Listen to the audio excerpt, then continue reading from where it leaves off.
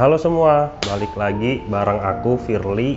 Nah, pada kesempatan video kali ini aku mau ngebahas tentang perkuliahan fisioterapi.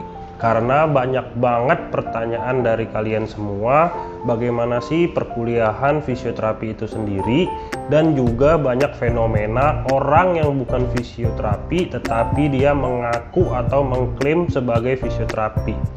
Simak terus ya. Nah teman-teman, untuk menjadi seorang fisioterapi tentu saja kamu harus lulus dari perkuliahan yang mempunyai prodi dan jurusan fisioterapi. Gak bisa dari lulusan di luar fisioterapi ya.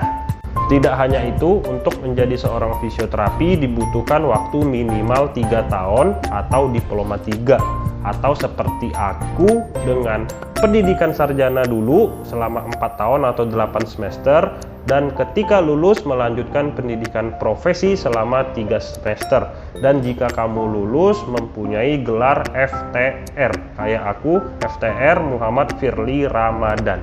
Terus ada yang bertanya juga, kok bisa dapet Snelly atau jas berwarna putih itu?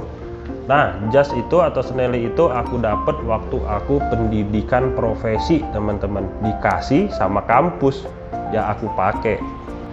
Terus, mahal nggak sih kuliah fisioterapi itu sendiri? Nah, untuk kuliah fisioterapi untuk sekarang bisa dibilang lumayan mahal, teman-teman. Dimana di kampus aku dulu, ini aku bertanya sama junior, SPP-nya udah kayak 14 juta kalau nggak salah. Lumayan kan?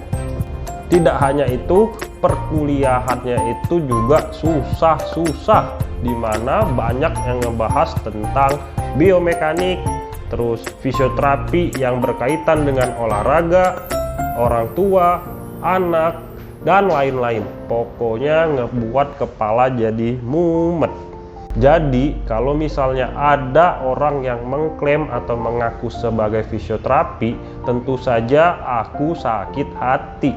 Dimana aku udah kuliah lama-lama dan ada orang yang enak banget ngaku sebagai fisio. Kira-kira kayak gitu. Kamu ngerasain gak sih? Oke, itu dulu aja untuk video kali ini. Mohon untuk yang sebagai fisioterapi itu di-share ya. Dadah.